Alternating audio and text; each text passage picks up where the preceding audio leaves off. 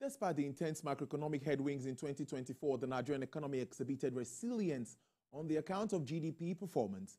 GDP grew 2.98% in the first quarter of 2024, 3.19% in the second quarter, and 3.46% in the third quarter, and with a projection of about 3.6% for the last quarter of 2024, well, that's according to figures from the International Monetary Fund and the World Bank. The Chief Executive Officer of the Center for the Promotion of Private Enterprises, Mr. Muda Yusuf, was with me also earlier today. He did a holistic review of major economic activities in 2024 and disclosed certain projections for 2025.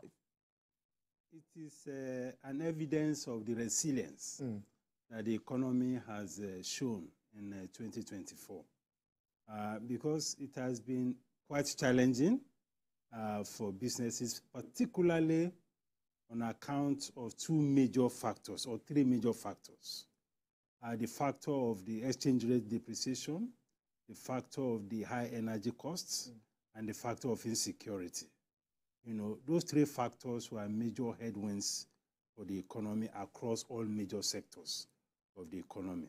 So if in spite of that, we are still able to post a GDP growth of 3.46 as at the third quarter, I think that is a very good performance.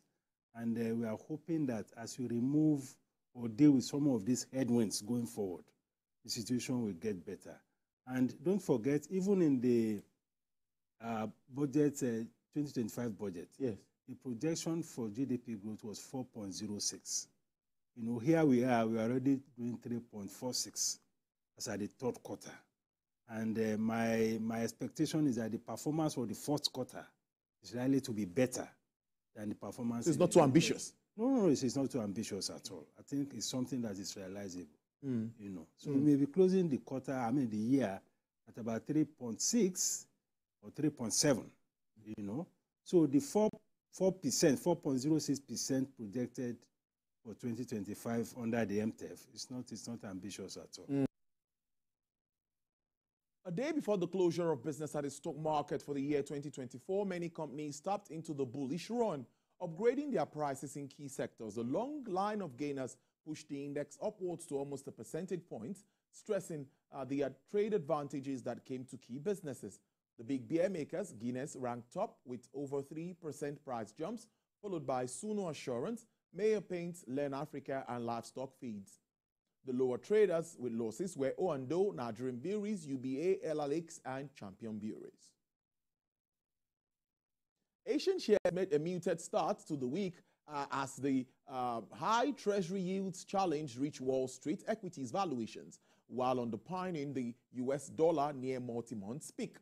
Now, MSCI's broadest index of Asian Pacific shares outside Japan dipped 0.2%, but is still 16% higher for the year. Japan's Nikkei is 0.9%, but is sitting on gains of around 20% for 2024. South Korea's main index ran into a storm of political uncertainty in recent weeks and is saddled with losses of 9% for the year. It was last up 0.3%. Chinese blue chips added 0.3% to be up almost 16% on the year, with almost that gain that coming in just 2 weeks in September after Beijing promised more stimulus. Now, Eurostock 50 features fell 0.1%, FTSE features and DAX features were little changed. S&P 500 features and Nasdaq features were both off 0.1%.